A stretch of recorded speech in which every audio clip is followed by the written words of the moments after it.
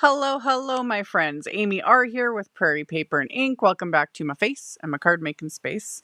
And some cards using some of the newer Simon Says Stamp and CZ Design release.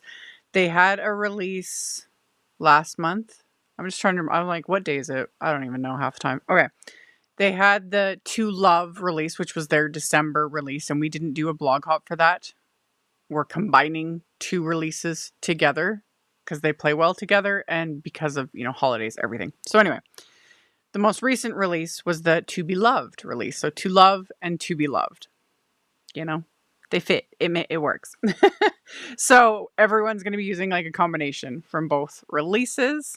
And I am focusing on the new CZ Design I'm Sorry sentiments, which me and my wonderful brain, I was like, oh, she made this for, like, us Canadians are just known for always saying, I'm sorry. I'm sorry. Again, you guys, welcome to the chaos and, the crazy brain space. Anyway, this is a really good set because, as usual, Kathy just nailed it. The font, the sentiment choice. I really love that this is a set that can fit so many different situations and whatnot. And so I only picked a couple sentiments from this set, but there's like so many other ones. And I love even just like, sorry for being a jerk. I was like, perfect. Love it. I could send that to everyone like so often. I need that. So anyway, I used that and one little wafer die sets and an embossing folder, ink blending, a little bit of splatter, keeping it simple. And yeah, like I said, I'm part of a blog hop, so I'll have that info in my blog post, which will be linked directly below the video. I'll link to the new releases. And then, of course, I'll have my supply list with links to all the supplies I used in the description box below as well. My links are affiliate links, so that just means that if you click on one of my links and end up ordering something, I get a little kickback from that at no extra cost to you. It's what helps pay the bills, keeps the heaters going, keeps me bringing out content.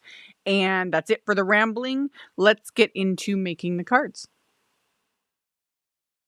So this is the Exotic Blooms little die set. I've had this sitting out since the last release. This was in the December release. And yeah, I die cut it multiple times from Simon's Smooth White Cardstock.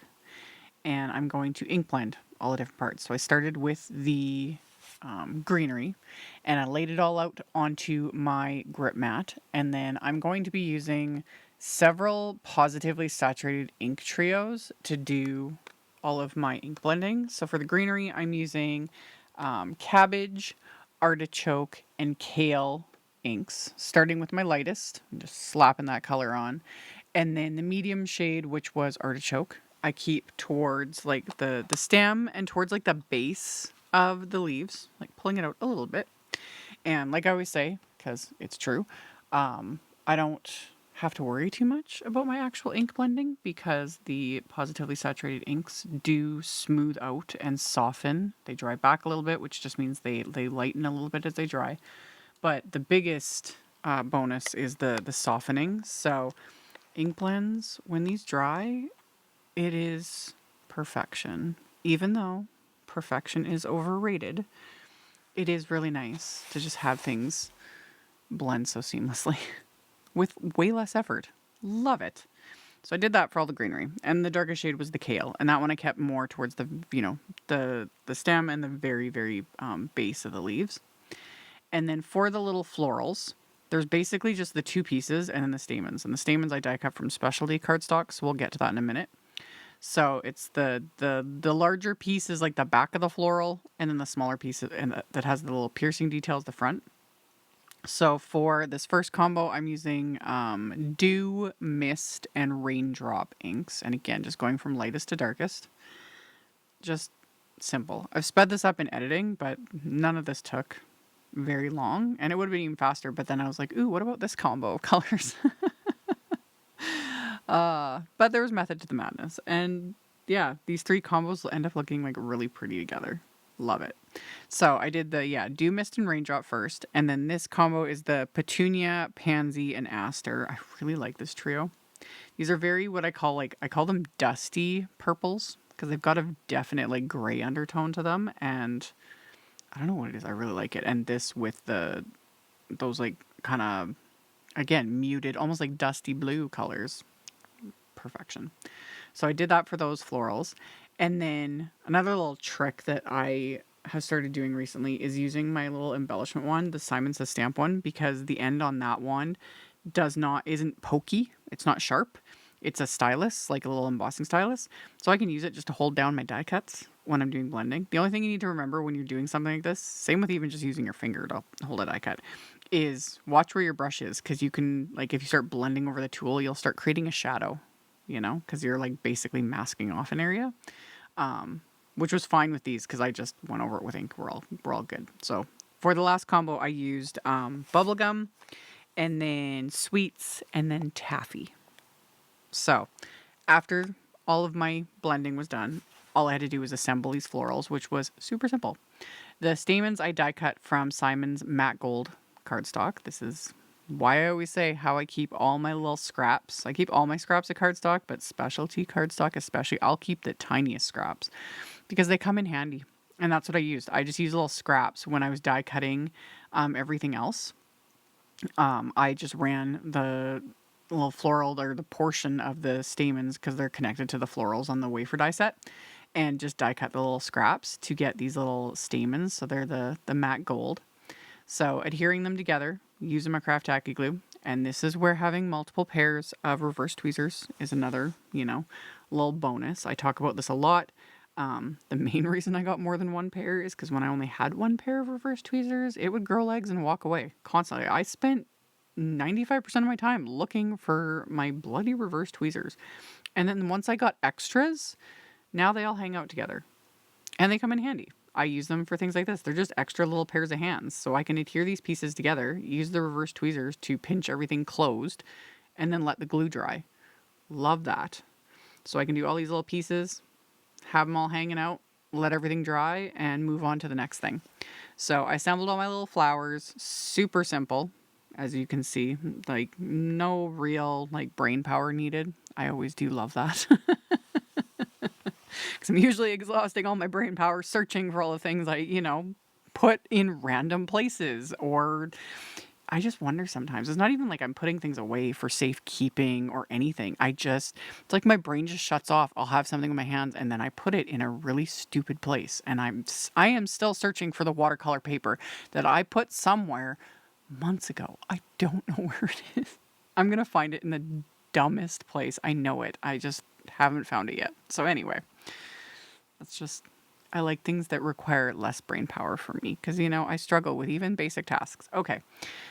The sentiments. So the I'm Sorry wafer die, there's this individual, standalone die set of the words in the outline. I didn't use the outline. I used just the words. And then there's the stamp set. And then there is a little coordinating wafer die for the stamp set, just for the big I'm Sorry word. And it is a different size, just FYI, than this die cut. The I'm Sorry stamp in the set is slightly smaller than this wafer die, just as a heads up. So I stacked the layers of the white cardstock, and then the top layer was that matte gold. And I didn't use the outline. I just did that. And then for my background, I'm using the Dancing Floral 3D embossing folder. And with Simon's embossing folders and the Griffin Empress machine, I have found that all I need is one cutting plate.